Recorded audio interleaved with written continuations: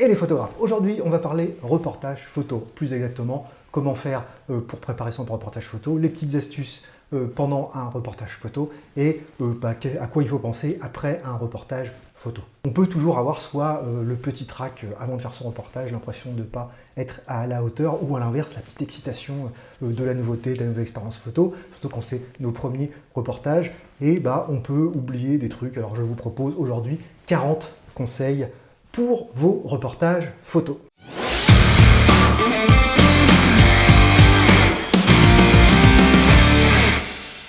Alors on commence par 15 conseils pour bien préparer votre reportage photo. Le premier conseil, c'est un conseil technique, c'est vérifier vos réglages avant de partir, parce que peut-être que vous avez laissé votre appareil avec les réglages de votre précédent shoot, donc vérifiez que vous avez bien mis votre autofocus comme il faut, que vous avez bien mis votre mode de shoot comme il faut, que vous êtes bien en RAW, si vous avez besoin d'être en RAW, que vous avez bien réglé vos collimateurs, etc., etc.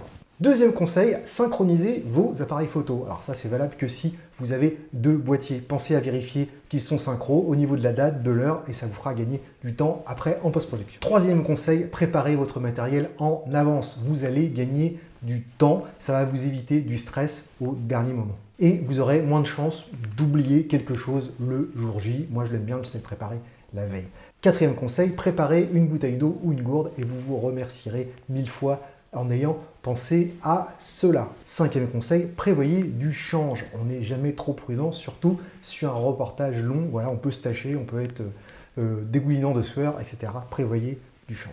6. Vérifiez votre temps de trajet. Peu importe le moyen de transport, utilisez un GPS ou un service de maps type Google ou Apple.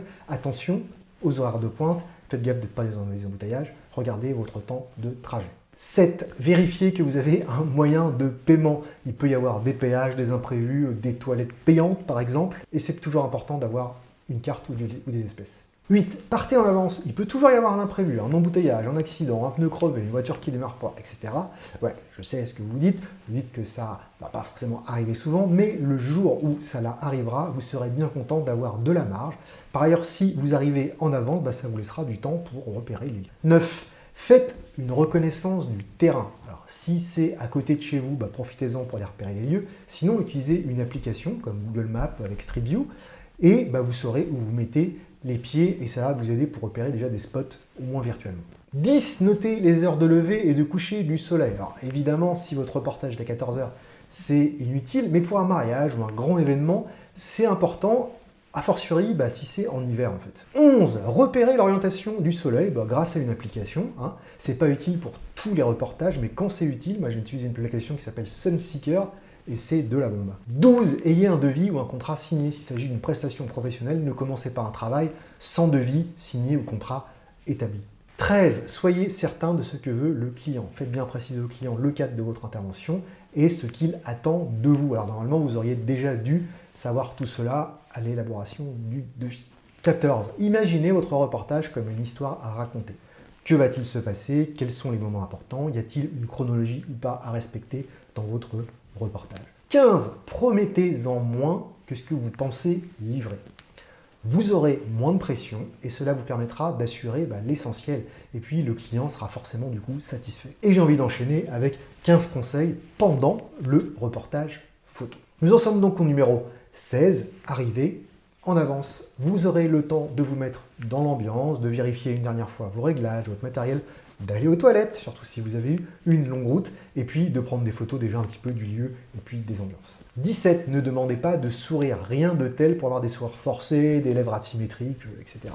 18. Utilisez vos mains pour faire comprendre comment se positionner. Si vous devez faire poser un sujet pour un portrait par exemple, lors d'un reportage, utilisez vos mains pour guider vos modèles, pour lui dire regardez, etc. Je le fais tout le temps. 19. Utilisez le mode rafale. Alors je sais ce qu'on peut me dire, non mais moi je prends la photo au bon moment. Ouais, mais il y a toujours une bouche de travers, les paupières qui se ferment, une voiture qui passe, un chat, que sais-je. Alors moi j'ai pas trop de complexe avec ça, donc j'utilise le mode rafale, ça m'aide bien surtout en reportage. 20. Ne râlez pas. Alors on pense toujours au film Le sens de la fête. Ouais, il y a une vieille dans le champ.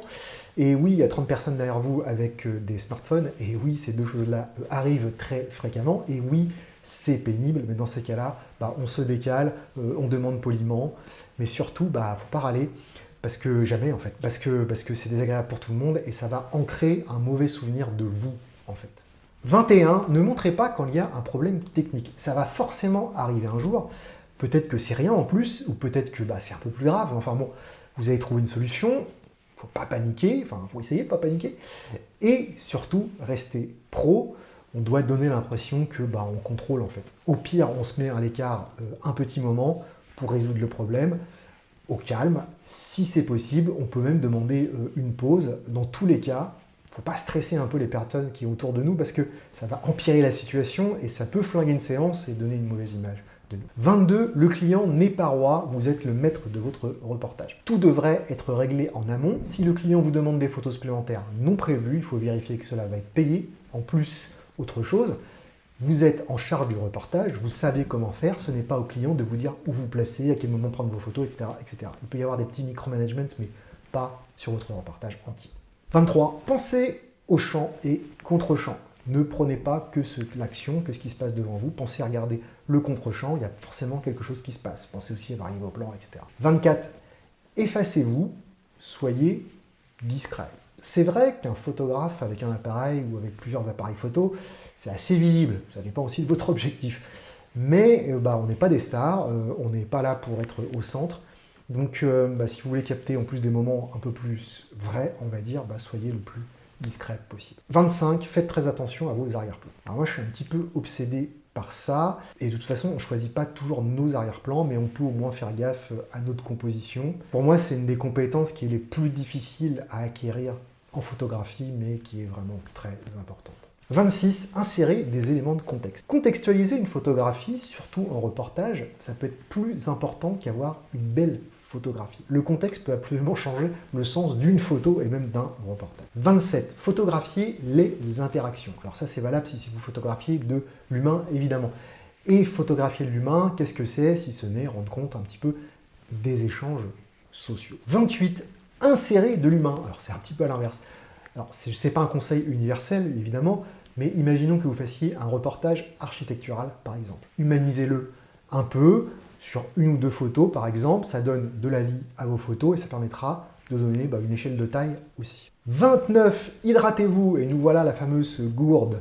C'est un conseil qui en fait est très important. Alors, peut-être est-ce que je prends de l'âge, mais prenez le temps de vous hydrater, même si vous n'avez pas soif, vous serez plus en forme, moins fatigué, vous n'aurez pas de mal de crâne, etc., etc. 30. Donnez un délai de livraison à vos clients.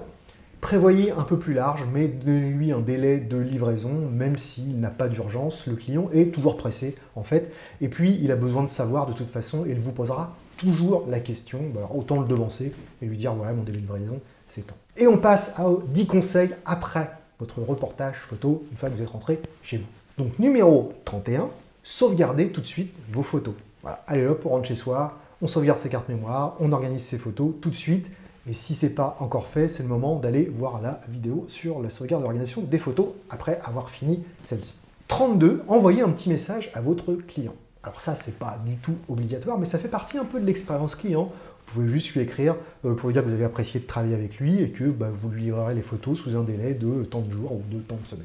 33, ayez un processus de travail bien rodé. Qu'est-ce que j'entends par là? Pensez à votre workflow à l'avance. Alors pour le formaliser, vous pouvez vous aider d'un outil de carte mentale, par exemple, type MindMaster, Google Pointé, etc. Je vous mets des liens sous la vidéo. 34. Faites des choix. Quel est l'objectif de votre client ou le vôtre, si c'est un reportage personnel? Que voulez-vous montrer ou mettre en valeur? La photographie, c'est beaucoup faire des choix parce que toutes les photos ne peuvent pas forcément être gardées et puis il faut que ce soit digeste et il faut que ça donne du sens. 35. Choisissez les photos qui sortent du lot.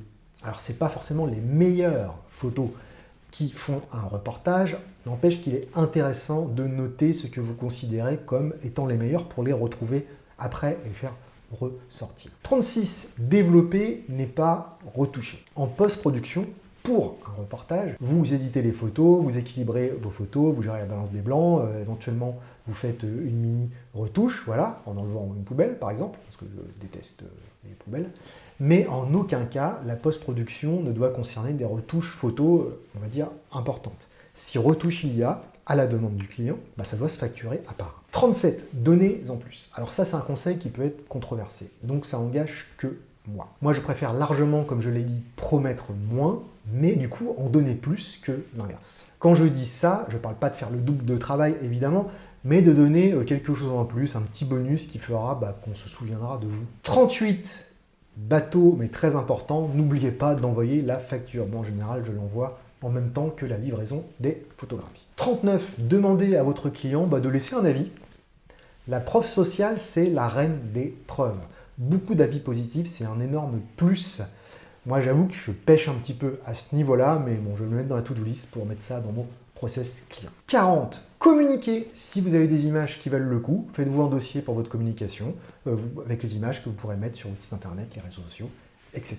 Donc on est arrivé au bout des 40, mais si vous voulez 35 conseils supplémentaires, je vous mets le lien vers l'article que j'ai écrit sur le blog monsieur-photographe.com pour aller voir la suite. Il y en a du coup 75. Et s'il y en a 75, c'est parce qu'un reportage photo, ça ne s'improvise pas. C'est un champ de la photographie qui est multiple, divers, varié. Donc on peut vite se noyer, on peut vite cafouiller, on peut vite faire des erreurs, on en fait forcément, on peut vite avoir des oublis. Donc pour éviter un peu le stress inutile qui vous ferait entrer dans un cercle vicieux d'erreurs et d'oublis, l'expérience c'est vrai qu'elle est précieuse, mais ne suffit pas toujours. L'idéal c'est plutôt d'avoir une routine et pourquoi pas de se créer une checklist de ce qu'on doit faire. Et puis c'est aussi important de ne pas se reposer sur ses lauriers, de rester créatif et motivé. Mais écoutez, dites-moi dans les commentaires, vous, quels seraient vos conseils pour un reportage photo, on va dire, sans bavure. Si vous vous intéressez à la photographie professionnelle, je vous offre 3 bonus, une mini-formation, un e-book et un template de devis, et en fait un 4e, et des presets Lightroom que vous pouvez retrouver dans le lien que je vais mettre sous cette vidéo à télécharger. Eh bien, je vous dis merci et à bientôt. Je vous remercie d'avoir regardé cette vidéo jusqu'au bout. Pour soutenir la chaîne, abonnez-vous, likez, commentez, partagez. Merci et à bientôt.